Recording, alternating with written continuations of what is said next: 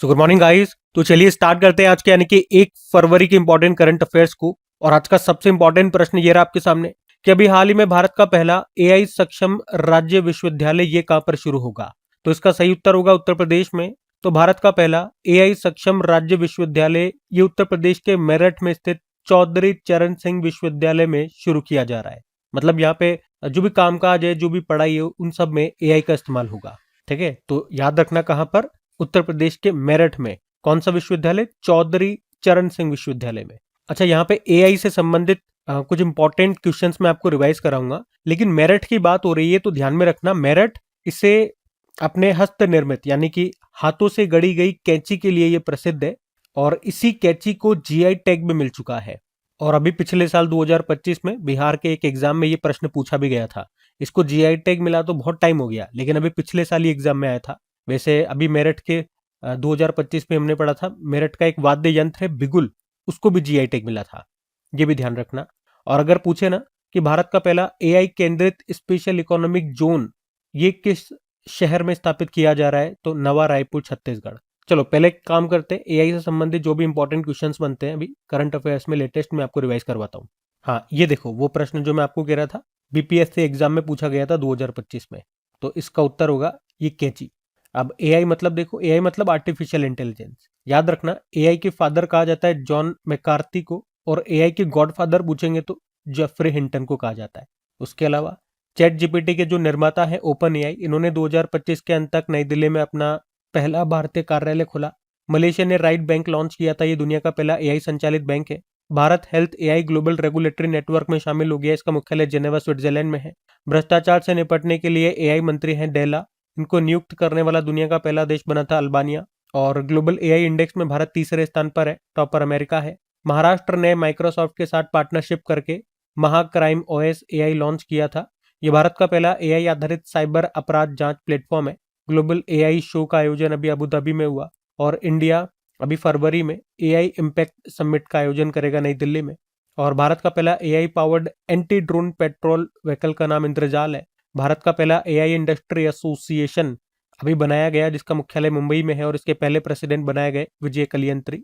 IIT Delhi के वैज्ञानिकों ने आइला नाम से एक एआई सिस्टम बनाया है। आइला मतलब होता है आर्टिफिशियली इंटेलिजेंट लैब असिस्टेंट। ठीक है, तो ये सब ध्यान में रखना। और आपके लिए ये होमवर्क प्रश्न एमपीपीएससी में पूछा गया था 2022 में कि आर्टिफिशियल इंटेलिजेंस का फादर किन्हें कहा जाता है। तो आप आंसर क्या लगाओगे? John McCarthy. अच्छा, बहुत से स्टूडेंट्स का मैसेज आता है जब मैं उनको ये बताता हूँ कि एआई फादर आपने बताया जॉन मैकार्थी और एआई गॉडफादर बताया जेफरी हिंटन को, लेकिन अगर दोनों ही ऑप्शन में आ गए तो हम किसे लगाएंगे?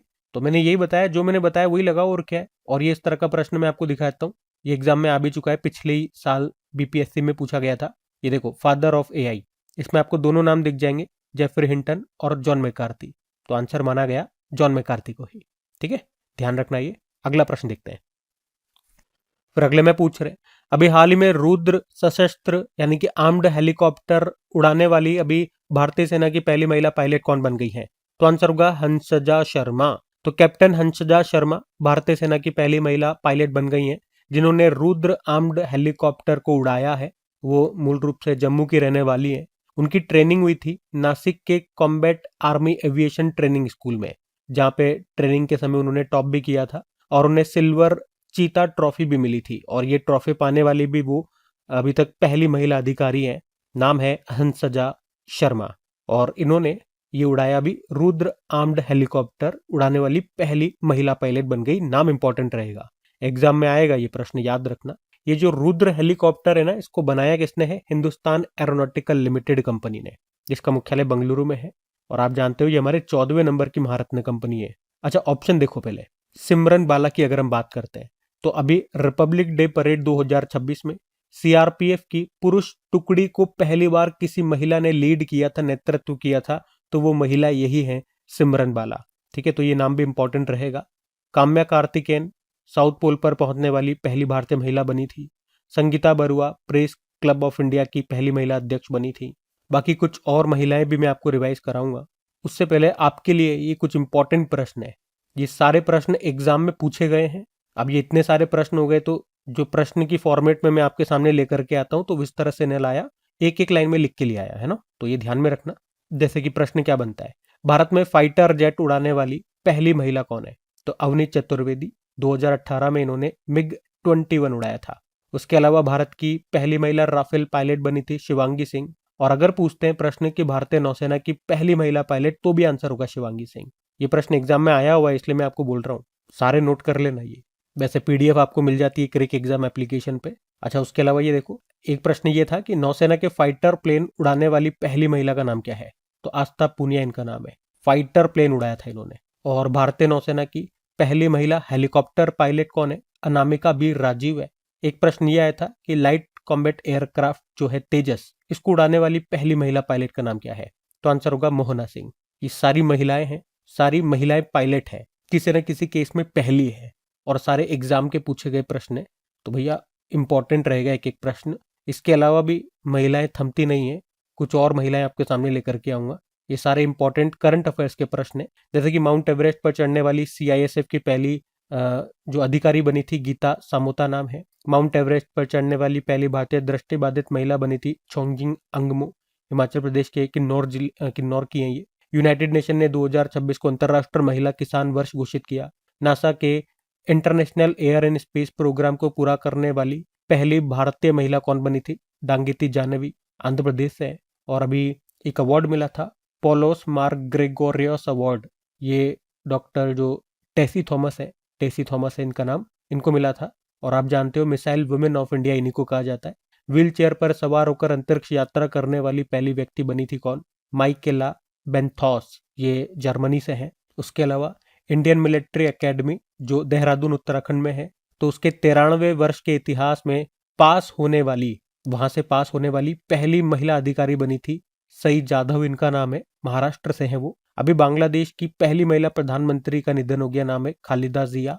और स्वाति शांता कुमार भारतीय सेना के अधिकारी हैं, और अभी इनको संयुक्त राष्ट्र महासचिव पुरस्कार मिला था। तो इन सब कारण से ये महिलाएं अभी न्यूज में थी, ध्यान में रखना। अगला प्रश्न देखते हैं। फिर अगले में पूछ रहे, अभी हाल ही में ग्लोबल सॉफ्ट पावर इंडेक्स 2026 में टॉप पर कौन है? तो आंसर होगा अमेरिका। तो ये इंडेक्स कौन सा है? ग्लोबल सॉफ्ट पावर इंडेक्स 2026 है। इसको जारी किया ब्रांड फाइनेंस ने। और ये इंडेक्स किसी देश के प्रभाव को उसके बल की बजाय उसके आकर्षण से मापता है। मतलब सॉफ्ट पावर किसी देश की वो क्षमता है जिसके द्वारा वो सैन्य बल के बजाय संस्कृति, प्रतिष्ठा और मूल्यों के माध्यम से दूसरों को राजी कर सकता है, आकर्षित कर सकता है, ये प्रभावित कर सकता है। तो उसी के आधार पर ये रैंकिंग इन्होंने दी है। तो इसमें पहले स्थान पे अमेरिका को रखा। अमेरिका का स्कोर है 75 100 में से। दूसरे पे चाइना है, तीसरे पे जापान, फिर ब्रिटेन, और भारत 32 नंबर पर है। पिछले बार के मुकाबले भारत 2 स्थान और नीचे आ गया, 32 पे है। भारत का स्कोर 48 है। तो कौन सा इंडेक्स है? ग्लोबल सॉफ्ट पावर इंडेक्स की हमने बात की है। चलो कुछ और इंपॉर्टेंट इंडेक्सेस में आपको रिवाइज कराता हूँ। अगर पूछे भ्रष्टाचार धारणा सूचकांक करप्शन परसेप्शन इंडेक्स आया था, उसमें भारत के रैंक 96, टॉप पर डेनमार्क है। मानव विकास सूचकांक ह्यूमन डेवलपमेंट इंडेक्स में भारत 130 पे था, टॉप पर आइसलैंड है। ग्लोबल जेंडर गैप इंडेक्स में भारत 131 पे है, टॉप पर आइसलैंड है। सस्टेनेबल डेवलपमेंट गोल इंडेक्स में भारत 99 पे है, टॉप पर फिनलैंड है। वर्ल्ड कॉम्पिटिटिवनेस रैंकिंग में भारत 41 पे है, टॉप पर स्विट्जरलैंड है। ग्लोबल इनोवेशन इंडेक्स में भारत 38 पे है, टॉप पर स्विट्जरलैंड है। और ग्लोबल पीस इंडेक्स में भारत 115वें स्थान पर है, टॉप पर आइसलैंड है। वर्ल्ड हैप्पीनेस इंडेक्स में भारत 118वें स्थान पर है, टॉप पर फिनलैंड है। ग्लोबल हंगर इंडेक्स में भारत की rank 102। World press freedom index Bharat 151 पे है, टॉप पर नॉर्वे है। ग्लोबल एआई इंडेक्स में भारत तीसरे स्थान पर है, टॉप पर अमेरिका है। एशिया पावर इंडेक्स में भारत तीसरे स्थान पर है, अमेरिका पहले स्थान पर है। ग्लोबल फायर पावर इंडेक्स में भारत चौथे स्थान पर, अमेरिका पहले स्थान पे। ग्लोबल टेररिज्म इंडेक्स में भारत 14वें स्थान पर, टॉप पर बुर्किना फासो है। जलवायु परिवर्तन प्रदर्शन सूचकांक आया, उसमें भारत 23वें स्थान पर, पहले दूसरे तीसरे पे कोई नहीं है, चौथे पे डेनमार्क है। ग्लोबल जेंडर गैप इंडेक्स आया, भारत 131 पे है, टॉप पर आइसलैंड है। ऊर्जा संक्रमण सूचकांक एनर्जी ट्रांजिशन इंडेक्स में भारत 71 पे है, टॉप पर स्वीडन रहा। ठीक है, लगभग 17, ये सारे के सारे जो 17 हैं वो मोस्ट इंपॉर्टेंट इंडेक्सेस हैं, ध्यान में रखना। अगला प्रश्न देखते हैं। फिर अगले में पूछ रहे हैं, अभी हाल ही में हिंदुस्तान एरोनॉटिकल लिमिटेड ने किस देश की यूनाइटेड एयरक्राफ्ट कॉरपोरेशन के साथ SJ-100 वाणिज्यिक विमान के उत्पादन के लिए अभी समझौता किया? तो आंसर होगा रशिया। तो इस समझौते के अनुसार भारत की जो हिंदुस्तान एरोनॉटिकल लिमिटेड कंपनी है और रशिया की जो यूनाइटेड एयरक्राफ्ट कॉरपोरेशन कंपनी है, ये दोनों मिलकर के SJ-100 जो कि एक नागरिक विमान है, उसको बनाएंगे। इसका निर्माण भारत में ही होगा। ये जो रशिया की कंपनी है ना, यूनाइटेड एयरक्राफ्ट कॉरपोरेशन, वो हिंदुस्तान एरोनॉटिकल लिमिटेड को प्लेन बनाने, उसके पार्ट्स बनाने, उसको मेंटेन रखने, मेंटेनेंस करने में टेक्निकल हेल्प करेगा। मतलब वो हमें टेक्निकल हेल्प देगा। तो SJ-100 ये एक आप कह सकते हो छोटा यात्री विमान है, जिसमें 75 से लेके 100-110 यात्री तक इसमें बैठ सकते हैं, इतनी इसमें क्षमता है। और इन दोनों के बीच ये समझौता अभी कहाँ पर हुआ? विंग्स इंडिया 2026 में, जिसका आयोजन हमने पढ़ा था अभी बेगमपेट हवाई अड्डा हैदराबाद में आयोजन किया जा रहा था, वहीं पे इनके बीच ये समझौता हुआ है। SJ का मतलब हो गया यहाँ पे सुपर जेट, या इसी को सुखोई सुपर जेट 100 भी कहा जाता है। दोनों ही बातें इसको कह सकते हैं। तो ये एक छोटा मध्यम दूरी का एक यात्री विमान है, याद रखना, SJ-100। अच्छा, हिंदुस्तान एरोनॉटिकल लिमिटेड के साथ ये समझौता हुआ, तो उसके बारे में जानते हैं। देखो, इसकी स्थापना होती है 1940 में। हमने कहा भी लेटेस्ट ये 14वें नंबर की महारत्न कंपनी बनी। इसका मुख्यालय बंगलुरु में है। CMD है DK सुनील। आपको याद होगा, प्रधानमंत्री नरेंद्र मोदी ने कर्नाटक के तुमकुरु में देश के सबसे बड़े हेलीकॉप्टर निर्माण संयंत्र यानी कि प्लांट का उद्घाटन किया था। ये प्लांट इसी का है, हिंदुस्तान एरोनॉटिकल लिमिटेड का। तेजस, जो कि देश का पहला स्वदेशी रूप से विकसित हल्का लड़ाकू विमान है, उसका निर्माण भी किया इसने ही। उसके अलावा हिंदुस्तान एरोनॉटिकल लिमिटेड ने उन्नत हिंदुस्तान जेट ट्रेनर 36 का नाम बदलकर यशस कर दिया था। उसके अलावा एक स्वीडिश कंपनी है साब नाम से, उसने electronics warfare laser warning system 310 के लिए हिंदुस्तान एरोनॉटिकल लिमिटेड के साथ समझौता किया था। और ये जो कंपनी है ना साब, एक और कारण से न्यूज में थी कि ये भारत में रक्षा क्षेत्र में, डिफेंस सेक्टर में 100% FDI लाने वाली पहली कंपनी है।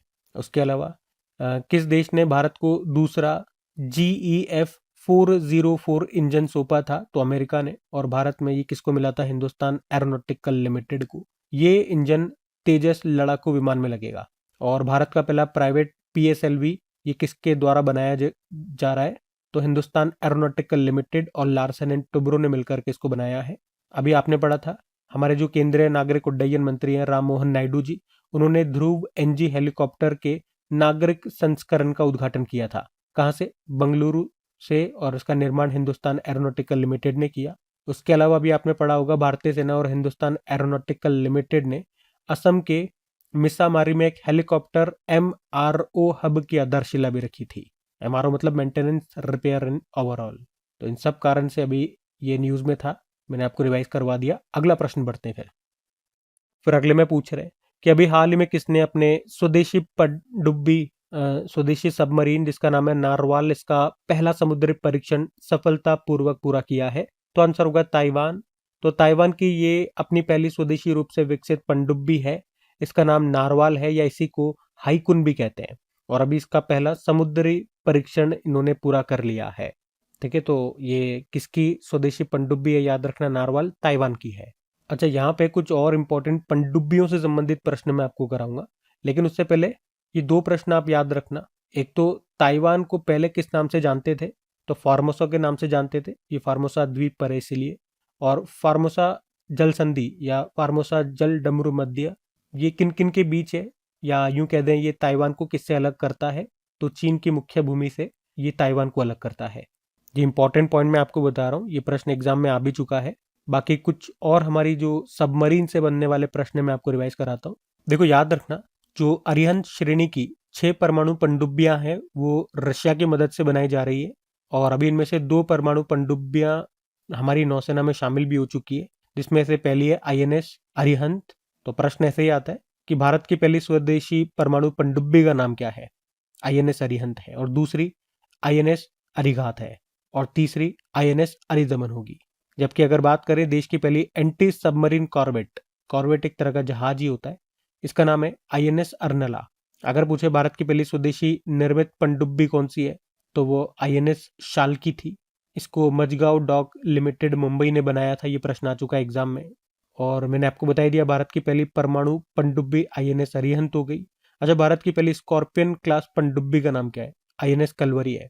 और भारतीय नौसेना का प्रोजेक्ट 75 किसके निर्माण से संबंधित है? सबमरीन। उसके अलावा देश की पहली एंटी सबमरीन कॉर्वेट का नाम क्या है? INS अर्नला। ये मैंने आपको ऊपर ही बता दिया, वही वाली बात है। तो ये सारे आपको लग रहे होंगे साधारण प्रश्न है, मैं आपके लिए एक एक छांट करके प्रश्न लेकर के आया हूं और आप देखोगे एक एक प्रश्न महत्वपूर्ण है, एग्जाम में आने लायक प्रश्न है ये। और क्या पता बहुत से प्रश्न तो एग्जाम में आ भी चुके हों। अच्छा, और कुछ प्रश्न देखो कि भारत सरकार ये परमाणु पनडुब्बी बेस जिसका नाम है आईएनएस वर्षा, ये कहां पर स्थापित करेगा? आंध्र प्रदेश आंसर होगा। और रशिया ने जिरकॉन हाइपरसोनिक क्रूज मिसाइल से लेस अपनी पहली परमाणु पनडुब्बी पर्म को लॉन्च किया था।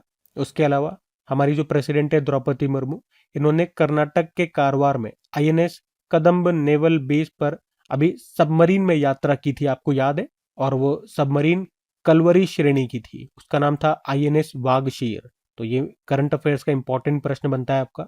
और इस तरह से द्रौपदी मुर्मू सबमरीन में यात्रा करने वाली भारत की दूसरी राष्ट्रपति बनी थी, क्योंकि पहले तो डॉक्टर एपीजे अब्दुल कलाम है, वो फरवरी 2006 में सबमरीन में यात्रा कर चुके हैं। वो कौन सी सबमरीन थी? आईएनएस सिंधु दर्शन थी। और भारत का पहला पनडुब्बी पर्यटन ये कहां पर शुरू हुआ? द्वारका, गुजरात में। ठीक है, तो एक से बढ़कर एक प्रश्न आपके लिए यहां पर लेके आया हूं मैं। ध्यान रखना, सारे इंपॉर्टेंट है, सारे आपको याद होने चाहिए। अब आपके लिए ये होमवर्क प्रश्न रखता हूं मैं। आरपीएफ कांस्टेबल में पूछा गया था ये, और एक और प्रश्न आरपीएफ एसआई के एग्जाम में आया था ये। दोनों बताओ। हम अगला प्रश्न देखते हैं। फिर अगले में पूछ रहे हैं, हाल ही में पैमाना पोर्टल को किसने लॉन्च किया?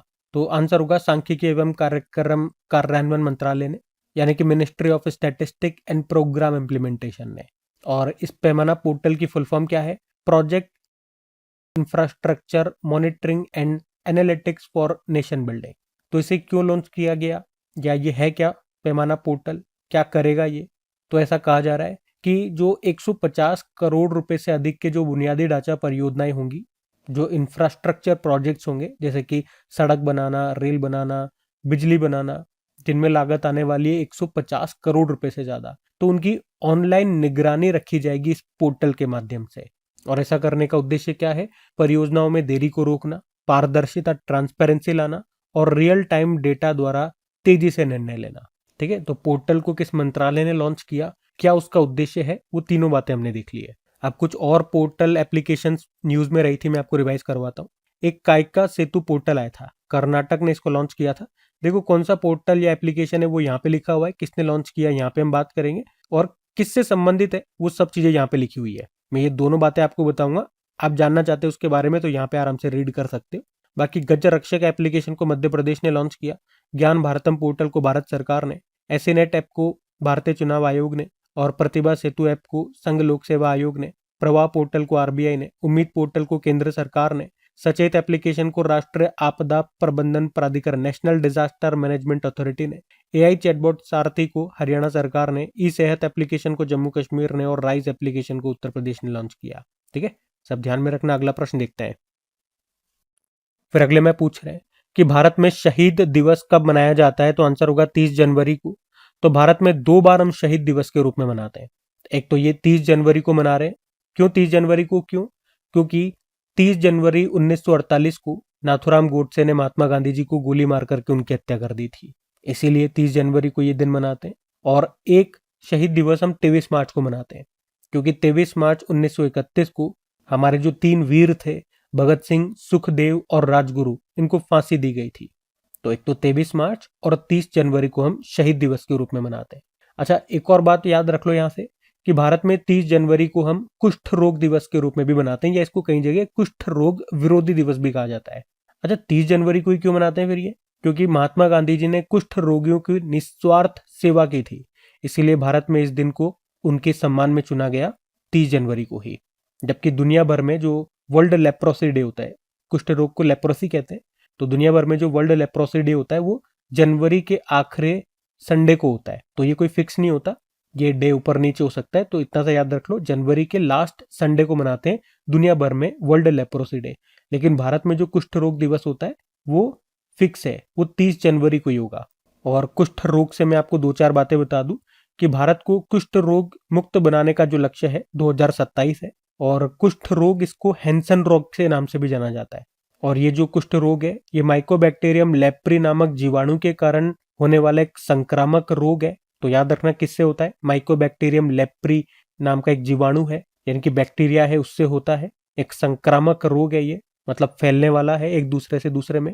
ठीक है, तो ये ध्यान में रखना, कई बार यहाँ से भी स्टैटिक में से भी प्रश्न आ जाता है। अभी ये डे वाला प्रश्न है, तो कुछ इंपॉर्टेंट डेज, मतलब इंपॉर्टेंट क्या, जनवरी के जो भी, भाई जनवरी खत्म हो गया ना, तो जनवरी के एक बार लास्ट टाइम देख लो, पूरा जनवरी के सारे इंपॉर्टेंट डेज मैं आपको रिवाइज करा रहा हूँ, क्योंकि अब से हम फिर फरवरी के डेज रिवाइज करा करेंगे।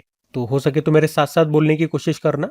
1 जनवरी को ग्लोबल फैमिली डे, 4 जनवरी को वर्ल्ड ब्रेल डे, 5 जनवरी को राष्ट्र पक्षी दिवस, 6 जनवरी को विश्व युद्ध अनाथ दिवस, 8 जनवरी को अर्थ रोटेशन डे, 9 जनवरी को प्रवासी भारतीय दिवस, 10 जनवरी को विश्व हिंदी दिवस, 11 जनवरी को राष्ट्रीय मानव तस्करी जागरूकता दिवस, 12 जनवरी को राष्ट्रीय युवा दिवस, 14 जनवरी को आर्म्ड फोर्स वेटरन्स डे, 15 जनवरी को भारतीय थल सेना दिवस, 16 जनवरी को राष्ट्रीय स्टार्टअप दिवस, 23 जनवरी को पराक्रम दिवस, 24 जनवरी को राष्ट्रीय बालिका दिवस, 24 जनवरी को अंतर्राष्ट्रीय शिक्षा दिवस, 25 जनवरी को नेशनल वोटर्स डे, 25 जनवरी को नेशनल टूरिज्म डे, 26 जनवरी को अंतर्राष्ट्रीय स्वच्छ ऊर्जा दिवस, और 26 जनवरी को अंतर्राष्ट्रीय सीमा शुल्क दिवस, और अभी 29 जनवरी को भारतीय समाचार पत्र दिवस भी बनाया था।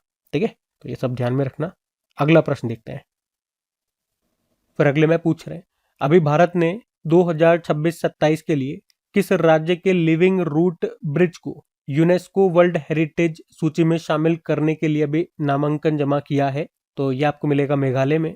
तो अभी भारत ने मेघालय के जिंग किएंग ज्री इसको 2026-27 के लिए यूनेस्को विश्व धरोहर सूची में शामिल करने के लिए अभी नॉमिनेट किया, नामांकन किया है। तो क्या है ये जिंग क्रिएंग ज्री? तो ये मेघालय के खासी और जैंतिया जो ट्राइब्स है उनके द्वारा रबड़ के पेड़ों की जड़ों को प्रशिक्षित करके बनाया गया एक जीवित पेड़ पुल है, लिविंग रूट ब्रिज है, और इसको बनाने में ही लगभग 10 से 15 साल लग जाते हैं। ऑब्वियस सी बात है, क्योंकि पेड़ों की जड़ों से ये बन रहा है, तो जड़ें तो एकदम से तो बड़ी नहीं हो जाएगी, धीरे धीरे बढ़ती जाएंगी, तो टाइम तो लगेगा, और धीरे धीरे उनको आकार भी देते जाओ, वो धीरे धीरे बढ़ती जाएंगी, और इस तरह से बहुत समय लग जाता है, सालों लग जाते हैं। तो धैर्य भी बहुत रखना पड़ता है, लेकिन जब ये एक बार बन जाएंगे, तो जिस तरह से हम देखते हैं जो कंक्रीट के बने हुए पुल होते हैं वो समय के साथ कमजोर हो जाते हैं, लेकिन यहाँ पे उल्टा होता है, ये समय के साथ मजबूत होते हैं। तो मेघालय के 70 से ज्यादा गांव में फैले ये पुल स्थानीय पारिस्थितिकी तंत्र का हिस्सा है। ये टिकाऊ बुनियादी ढांचे के बेहतरीन उदाहरण है जो मानव और प्रकृति के बीच के संबंधों को दर्शाते हैं, और अभी इन्हीं को यूनेस्को विश्व धरोहर सूची में शामिल करने के लिए हमने नामांकन जमा कर दिया है। आपको याद होगा, अभी कल ही मैंने आपको डिटेल में यूनेस्को के बारे में सारे इंपॉर्टेंट प्रश्न करवाए थे, मेघालय भी कल मैंने आपको रिवाइज कराया था। ठीक है, तो आज हम अगले प्रश्न की ओर बढ़ते हैं, और ये देखो आपके लिए एक होमवर्क प्रश्न आ गया, एसएससी सीएचएसएल में पूछा गया प्रश्न है 2023 में, लिविंग रूट ब्रिज कहाँ पर पाए जाते हैं बताओ। हम अगला देखते हैं। अच्छा चलो एक काम करते हैं, यूनेस्को को देख ही लेते हैं एक बार। तो यूनेस्को मतलब united nation educational scientific and cultural organisation. स्थापना होती है 1945, headquarter Paris France, director general है खालिद अल नैनी जो इजिप्ट से हैं, और याद रखना यूनेस्को में भारत के स्थायी प्रतिनिधि कौन है, विशाल वी शर्मा है। वैसे अभी भारत में टोटल आप देखोगे तो टोटल हमारी वर्ल्ड हेरिटेज साइट्स कितनी है, 44 है, 44 नंबर की थी। भारत के मराठा सैन्य परिदृश्य 2025 में इनको शामिल किया था, उससे पहले 2024 में भी एक ही शामिल हुआ था, मोहिदम जो अहोम राजवंश के टीला दफन प्रणाली है, असम में आपको मिलेंगे। 44 में अगर आप देखोगे तो 36 तो सांस्कृतिक धरोहर है, 7 प्राकृतिक धरोहर है, और एक मिश्रित यानी कि मिक्स्ड हेरिटेज है। ठीक है, तो इतना ध्यान में रखना। अगला देखते हैं अभी। फिर अगले में पूछ रहे हैं कि 31 जनवरी 2026 को राष्ट्रीय महिला आयोग का अभी कौन सा स्थापना दिवस मनाया गया? तो आंसर होगा 34वां। तो अभी 31 जनवरी 2026 को नेशनल कमीशन फॉर वुमेन राष्ट्रीय महिला आयोग का अभी 34वां स्थापना दिवस मनाया गया। राष्ट्रीय महिला आयोग की बात करते हैं, तो एक बात तो ये याद रखना कि राष्ट्रीय महिला आयोग में केंद्र सरकार के द्वारा नियुक्त अध्यक्ष सहित 7 सदस्य होते हैं। ये एक स्टैच्यूटरी बॉडी है, और ये महिला एवं बाल विकास मंत्रालय के अंतर्गत काम करती है। इसकी स्थापना 31 जनवरी 1992 में हुई थी। मुख्यालय नई दिल्ली में मिलेगा। इसकी पहली अध्यक्ष का नाम था जयंती पटनायक। इसमें जितनी भी अध्यक्ष होंगी वो सब महिलाएं ही होंगी। तो पहली अध्यक्ष जयंती पटनायक थी, और वर्तमान में अध्यक्ष कौन है? विजया किशोर रहाटकर है। और इससे 2-3 प्रश्न आपके बनेंगे करंट अफेयर्स के, कि अभी यशोदा एआई अभियान को लॉन्च किया था राष्ट्रीय महिला आयोग ने ही, जिसका काम क्या था, महिलाओं में एआई लिटरेसी और डिजिटल अवेयरनेस फैलाना। और अभी इस आयोग ने ही नारी 2025 रिपोर्ट को जारी किया था, और उसमें बताया था सबसे सेफ सिटी कौन सी है, मुंबई है। अब ये राष्ट्रीय महिला आयोग से संबंधित कुछ प्रश्न आपके लिए हैं, होमवर्क प्रश्न है। मध्य प्रदेश के एग्जाम में ये प्रश्न आया था, बताओ इसका उत्तर क्या होगा। और ये एक और प्रश्न लो, मध्य प्रदेश पुलिस में ही पूछा गया था ये। पहले अध्यक्ष का नाम आपसे पूछ लिया, बताओ भैया। और अब ये 2025 में ही आरआरबी एनटीपीसी एग्जाम में पूछा गया था। आराम से वीडियो को पॉज करो, प्रश्न को समझो, उत्तर लगाओ। हम अगला प्रश्न देखते हैं। फिर अगले में पूछ रहे हैं, अभी हाल ही में किस भारतीय टीम के पूर्व कोच माइकल नॉब्स का भी निधन हो गया? तो ये संबंध है इनका हॉकी से, मतलब भारतीय पुरुष हॉकी टीम के पूर्व कोच रहे थे ये माइकल नॉब्स, और इन्हीं का भी निधन हो गया। वे कहाँ से बिलोंग करते थे, किस देश से? तो ऑस्ट्रेलिया। वे 2011 में भारतीय पुरुष हॉकी टीम के हेड कोच बने थे, और उनके मार्गदर्शन में ही भारत ने 2012 के लंदन ओलंपिक के लिए क्वालिफाई किया था। ठीक है, तो उनका निधन हो गया। और आप जानते हो वैसे अभी, हाँ ये भी एक अच्छा, अभी लेटेस्ट ही देखो जनवरी 2026 में हमने पढ़ा कि भारतीय महिला हॉकी टीम के भी नए कोच बने। कौन? सोजर्ड मारिजने, वे नीदरलैंड से हैं। वैसे भारतीय पुरुष हॉकी टीम के वर्तमान में कोच क्रेग फुल्टन है, साउथ अफ्रीका से। और ये प्रश्न तो एग्जाम में पूछा भी जा चुका है। ठीक है, बाकी निधन वाला प्रश्न है, तो निधन वाले ही कुछ इंपॉर्टेंट प्रश्न मैं आपको रिवाइज कराऊं। एक भारतीय मूर्तिकार थे, रामवी सुतार, इनका भी 100 वर्ष की आयु में निधन हो गया। महाराष्ट्र से थे, पद्मश्री 1999 में मिला, पद्म भूषण 2016 में, महाराष्ट्र का सर्वोच्च नागरिक सम्मान महाराष्ट्र भूषण भी मिल चुका है।